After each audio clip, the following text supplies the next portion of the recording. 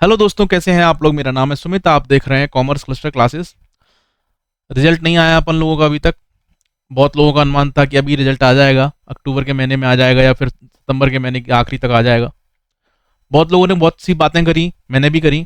और अब जो भी बातें सामने आ रही हैं उससे रिलेटेड तो ऐसा लग रहा है कि रिजल्ट शायद अब चुनाव के बाद ही आए, क्योंकि ये सब लोग बहुत उलझन में है कि हमारी सरकार बने कैसे भी करके। और बच्चों से वैसे भी इनको कोई लेना देना है नहीं है। बीच में अगर आ जाता है रिजल्ट तो कोई बहुत ही अच्छी बात है, वेल एंड गुड है। अगर अक्टूबर में नवंबर में रिजल्ट आता है तो बहुत अच्छा है, लेकिन अभी तो मुझे लगता नहीं कि ये लोग इतने उलझे हुए हैं अपने चुनावों में कि रिजल्ट की कोई चर्चा होंगी। ठीक है, अब अपन जानते हैं कि अगर रिजल्ट आ भी गया तो नॉर्मल कट ऑफ क्या रहने वाला है सब सब्जेक्टों में। पहली बात तो कट ऑफ बताना सबके लिए नामुमकिन है कि कौन कौन से सब्जेक्ट में कितना कट ऑफ जाएगा, कौन बच्चा कितने मार्क्स लेके आएगा, तो उसका श्योर शॉर्ट सिलेक्शन हो जाएगा। ये चीज़ बताना नामुमकिन है, क्योंकि इसका एक लॉजिक देता हूँ मैं आपको, इस चीज़ को समझो आप। लेकिन एक होता है ना फेयर कट ऑफ कि इतने में इतना हो जाए, तो वही सब लोग अनुमान लगाते हैं। अब नामुमकिन क्यों है वही बताऊंगा मैं इस वीडियो में आपको कि क्या रीज़न क्या है इसका। देखो, जैसे हिंदी की बात करते हैं अपन लोग, पहला जो सब्जेक्ट है। और उसमें अपन अगर चर्चा करें कि हिंदी में क्या हुआ है, देखो हिंदी की जितनी भी वैकेंसी आई हैं उसमें आप अगर देखेंगे टोटल, तो बैकलॉग के पद हैं, बैकलॉग के हैं, और दूसरे वाले जो पद हैं अपने न्यू हैं। तो इसमें दो कट ऑफ जाएंगे हर सब्जेक्टों में अगर आप देखेंगे तो। दो कट ऑफ कैसे सर? एक तो जाएगा SC ST वालों का कट ऑफ, जो कि एक्चुअल में इनकी संख्या ज़्यादा है सीट्स की, तो इसका जाने का जो वो है कट ऑफ है वो जहाँ तक है बहुत बहुत कम जाएगा। अगर मिनिमम मार्क्स भी लेके आए लोग तो शायद पास हो सकते हैं इसमें। SC ST का कट ऑफ की अलग चर्चा करेंगे अपन लोग। OBC EWS और जनरल के कट ऑफ की अलग चर्चा की जाएगी। तो अपन चलते हैं सीधे सीधे हिंदी के जितने भी फ्रेश पद आए हैं ना उस पर चलते हैं अपन। हिंदी के कितने फ्रेश पद हैं अभी अगर आप नॉर्मल देखेंगे, बैकलॉग की जितनी भी वैकेंसी है वो सब SC ST से रिलेटेड है, तो उसमें कोई भी सीट नहीं है OBC EWS और जनरल की। तो उनकी पुरानी सीट्स थी, उनका ही हक था तो उनको दिया गया है। अब देखते हैं कितनी सीट्स उसमें से भरती हैं कि दोबारा से बैकलॉग में डालते हैं उन सीट्स को जितनी भी हैं। अब अगर अपन चर्चा करें हिंदी के पदों की केवल, तो न्यू हिंदी की वैकेंसी कितनी आई है अगर आप देखेंगे तो 126 कुल पद हैं, जो कि अतिथि शिक्षकों के लिए 25% जो है। अब अतिथि शिक्षक मतलब आप जानते ही हैं कि जिसने 3 साल का पीरियड पूरा किया हो, 200 दिन पूरे किए हो, वो अतिथि शिक्षक होते हैं। और उसका सर्टिफिकेट बनता है, और वो लोगों ने बनवा भी रखा है, कोई लोगों ने फर्जी भी बनवा रखा है उस सर्टिफिकेट को। तो इससे रिलेटेड जो भी चीज़ें हैं उन्होंने पूरी कर रखी है, तो उनको अतिथि शिक्षक बोला जाता है। अब अपन क्या क्या सोच रहे हैं कि हिंदी की कितनी वैकेंसी आई हैं। हिंदी की आप देखेंगे ना तो अतिथि शिक्षक अनरिजर्व में 16 हैं केवल, EWS में 6, SC में दोबारा से 9, और ST में दोबारा से 11, और OBC में 16। तो आप देखेंगे SC ST में यहाँ भी संख्या है एक्चुअल में। और OBC अगर आप बात करें, OBC की बात करें, EWS की बात करें, अनरिजर्व की बात करें, तो ये केवल इस वाले में बाहर के लोग भी शामिल होते हैं जो अनरिजर्व वाले होते हैं। ठीक है, तो अब इसमें 16, 15, 2 और 1 ये जो हैं ये सब इसमें बाहर के लोग भी आ जाएंगे। ठीक है, अब होता क्या है मैं बताऊं आपको कि जितनी भी ये अनरिजर्व वाली सीटें होती है ना, ओपन सीटें, इस पर सब लोग फाइट करते हैं। तो अनरिजर्व में कोई भी आ सकता है। अनरिजर्व में ऐसा नहीं है कि मतलब आपको ये सोचने की जरूरत है कि अनरिजर्व में हम नहीं आ सकते, ऐसा नहीं। बाहर का कोई भी व्यक्ति आ सकता है। जो टॉपर होते हैं ना उनको ही अनरिजर्व बोला जाएगा, एक तरीके से आप इतना समझ लो, है ना। आप सभी जानते हो यार, ये वाली चीज़ तो कोई कॉमन ही है, सभी जानते हैं ये वाली चीज़। उसके बाद में EWS की अगर सीट देखेंगे तो कितनी कम है, आप अगर खुद ही देख लीजिए इसको, कितनी कम है, 6, 6, 1 और 0। अब क्या है कि ये हॉरिजेंटल और जो वर्टिकल आरक्षण लगाया गया ना, इसके चक्कर में ये सीटें इतनी कम हो गई हैं। अब इतनी कम संख्या में जो गेस्ट टीचर भी होंगे तो अच्छे खासे होंगे इसमें, जो वर्ग 1 पढ़ा रहे होंगे हिंदी का, तो अब उनकी अगर सीट देखोगे आप टोटल तो 126 सीटें हैं। उसका ऐसा बंटवारा किया है कि उसमें सब खत्म ही है एक तरीके से आप देखो तो। अब OBC वाले सोचेंगे हमारा सिलेक्शन हो जाता है इसमें। अब आपको पता है नाम कहाँ लाना पड़ेगा इसमें अगर आप देखोगे तो। अगर आप गेस्ट टीचर भी हैं, गेस्ट टीचर हैं, तो आपको टॉप किसमें कितने में नाम लाना पड़ेगा। टॉप जो 16 में नाम लेके आएगा वो हो जाएगा ओपन में, मतलब टॉप 16 में जो नाम लेके आएगा ना उसका पक्का सिलेक्शन होगा। अब टॉप 16 में बहुत सारे लोग होंगे यार, जिसमें उनका उनका सीट का चांस बहुत अच्छा खासा है। EWS में भी उसके बाद में जब उसमें नहीं हो पाएगा तो EWS में आदमी ट्राई करेगा अपना। EWS का सर्टिफिकेट होना चाहिए प्रॉपर आपके पास में, और फिर OBC का सर्टिफिकेट होना चाहिए। तो ये जब आप ट्राई करोगे, 16 इसमें है, 16 इसमें है, 15 इसमें है, ये महिलाओं की सीटें हैं, महिलाओं की सीटें जब भी इधर आती हैं जब महिलाएं उस पर नहीं होती हैं। तो जिसके भी अगर इतने मार्क्स होंगे तो वो यहाँ पे अपनी क्लेम करेगी सीट, सीधी सी बात है, ऑब्वियस है। तो अब अगर अपन चर्चा करें ना कैसे किसमें कितनी सीटें हो सकती हैं, कैसा क्या हो सकता है, आप तो बेसिकली पकड़ो कि आप कुल मिला के महिलाएं 15 और जो पुरुष हैं वो हैं 16, ठीक है। इसको छोड़ दो भूतपूर्व सैनिक वाली, इसमें एक आध सीट 2 सीट भर जाती हैं, वैसे ओपन में रह जाती हैं, तो वो भी आप इसी में कंसीडर कर सकते हो। तो आप मान लो 18 सीटें और 15 सीटें, ठीक है, 15 एक 16 मान लो आप। तो जो टोटल सीटों की संख्या है 34 है।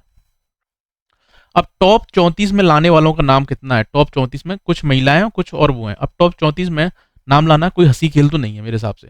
इतने बच्चों ने एग्जाम दिया, इतने सब लोगों का इतना सब कुछ हुआ, और उसके बाद में टॉप 37 में नाम लाना मतलब अपने आप में एक तगड़ा चैलेंज है कि टॉप 34 में नाम लेके आ रहे हैं अपन लोग, ठीक है। अब ये बाहर के लोग सोचें, यहाँ के लोग सोचें, तो यहाँ गेस्ट टीचर में भी एक तरीके से यहीं के लोग आएंगे क्योंकि यहीं का सर्टिफिकेट लगता है, यहाँ की सारी चीज़ें होती हैं, तो इसमें बाहर वालों का वो नहीं होता है। लेकिन गेस्ट टीचर में भी इतने लोग टॉप 34 में जो नाम लेके आएगा उसका ही सिलेक्शन होगा, सीधी सी बात है। उसके बाद में क्या होगा, अगर अपन ओपन देखें, सारी की सारी ओपन सीट देखी जाए कि कितनी वो है, तो 374 सीटें अलग से दी गई हैं। 374 सीटें हैं जो गैर शिक्षक मतलब जितने नॉर्मल जो 75% जितने लोग हैं उनके लिए दी गई हैं। अब इसमें देखेंगे आप तो टॉप कितने में नाम लाना है आपको? 101 में। टॉप 100 में जो नाम लेके आएगा, 101 में जो नाम लेके आएगा उसका सिलेक्शन पक्का है। अब टॉप 100 में लाने के लिए आप ये सोचो ना कितने बच्चे बैठे हैं उसमें, उसके ऊपर डिपेंड करता है कि नहीं करता, सीधी सी बात है। अगर बेसिकली टॉप 100 में नाम लाना है, मान के चलिए अगर हिंदी की ही चर्चा करें अपन, हिंदी में मान के चलो टोटल 5000 बच्चे बैठे हैं, और 5000 में से भी अगर 100 में नाम लेके आना है, ये मैं एक मतलब रैंडम फिगर ले रहा हूँ, इससे कम भी हो सकते हैं, थोड़े बहुत ज़्यादा भी हो सकते हैं, कोई इशू नहीं है। तो उसमें अगर इतने लेके आना है तो 50 में आप अगर इसको पकड़ लोगे तो कितना बच्चों पे अपना वो हो रहा है, आप अगर देखोगे तो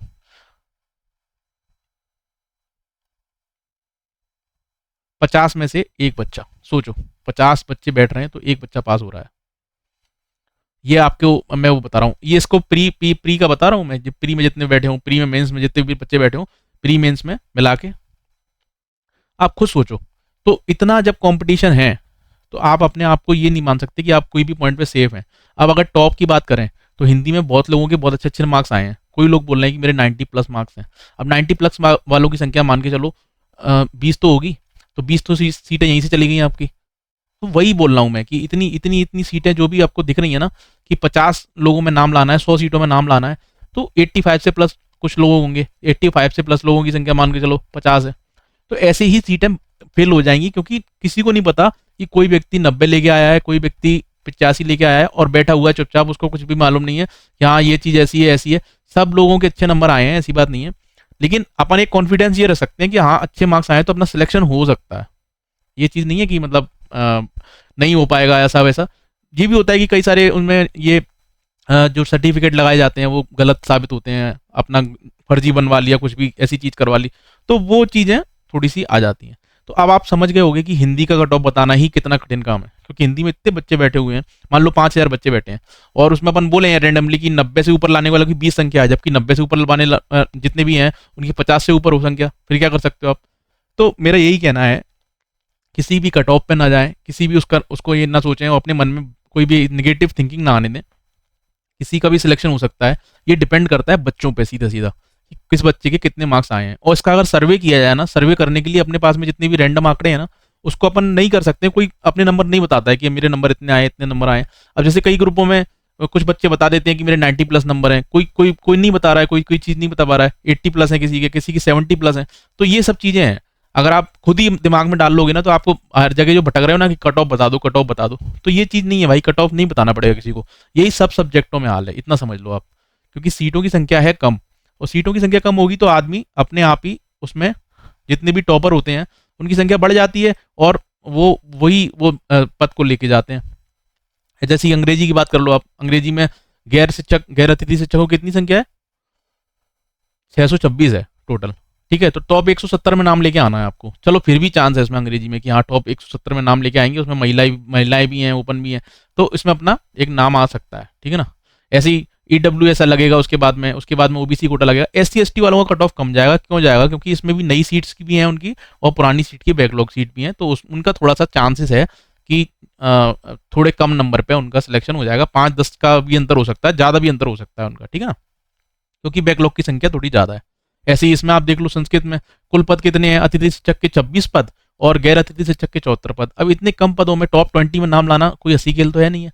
तो मैं वही कह रहा हूँ कि आप लोग इतना ना सोचें कि हमारे इतने आ गए तो हमारा सिलेक्शन पक्का हो गया, और नहीं आए तो इतना नहीं हुआ हमारा सिलेक्शन। ऐसा कुछ भी हो सकता है उसमें।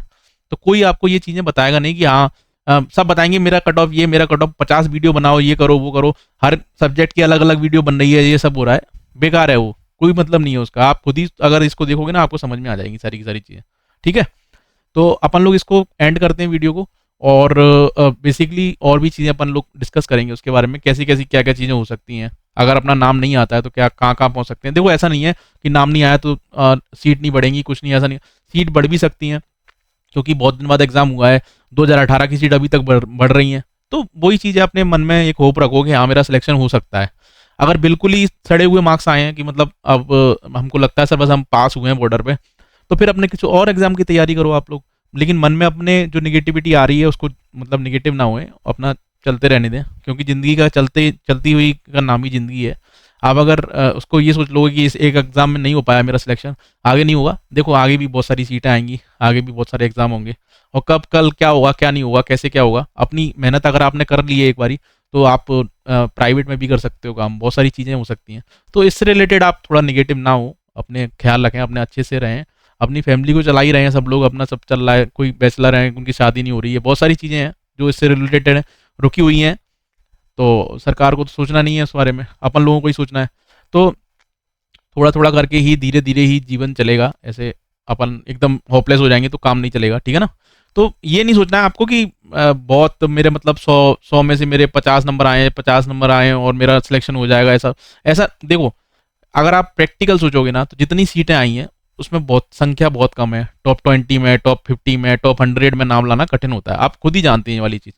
और फिर कैसे कैसे पेपर आए हैं, लोगों का कैसा अटेम्प्ट हुआ, वहाँ पे जाके कैसी कैसी चीज़ें हुई। तो इस चीज़ को अगर ख्याल रखेंगे ना, तो बार बार अपन हर जगह कट ऑफ दे दो, कट ऑफ दे दो, कट ऑफ दे दो, रिजल्ट कब आ रहा है, कट ऑफ दे दो, रिजल्ट कब, ये सब चीज़ें पूछते नहीं फिरेंगे अपन लोग, ठीक है ना। अब रिजल्ट आ रहा है, सबको मालूम है ये वाली चीज़ कि रिजल्ट में दो दो चीज़ों का वो लगा हुआ है टाँका। क्या लगा है? एक तो ओबीसी का, ठीक है, ओबीसी का लगा हुआ है टाँका। और उनको ये भी लग रहा है कि जो पुराने जितने टीचर हैं जो मतलब प्रमोशन से आए हैं उसमें ऊपर, कई लोगों ने नहीं ऑप्ट किया, तो उसको भी इसमें ऐड करेंगे सीटों को। बाद में सीटें आएंगी, सेकंड काउंसलिंग वो भी सीटें आएंगी। तो ये सब चीज़ें हैं, इसको दिमाग में रखें अपने। और ज़्यादा किसी से पूछने वाला नहीं है, अपन लोग वर्ग एक के टीचर हैं। अगर आप देखोगे तो वर्ग एक का व्यक्ति वो होता है जो अपने आप में एक तरीके से कैपेबल है सब चीज़ें करने के लिए, उसका दिमाग बहुत खुला हुआ होता है। लेक्चरार बनने जा रहे हो आप लोग, खुद ही सोचो। तो अब जिसके भी नंबर आ गए हैं, अच्छे नहीं आए हैं, तो भी उसका ऑपरेशन होने की जरूरत नहीं है कि 70, किसी के 70 आ गए, किसी के 80 आए, किसी के 90 आए। तो यार एक दिन की बात होती है, कोई बुरा नहीं होता, कोई अच्छा नहीं होता। एक दिन की बात होती है, जितनी मेहनत किसने कर ली होती है और उससे रिलेटेड उसके अगर सामने वही सब चीज़ें आ जाती हैं, उसका अच्छा हो जाता है, और उससे ज़्यादा मेहनत वाले का नहीं हो पाता है। तो इसमें कोई होपलेस होने की बात नहीं है। अपना ख्याल रखें सभी लोग, और अच्छे से मेहनत करते रहें। अपन लोग नेक्स्ट वीडियो मिलते हैं, और इससे रिलेटेड जो भी चीज़ें होंगी मैं आपको बताऊंगा। तब तक के लिए बाय बाय, टेक केयर।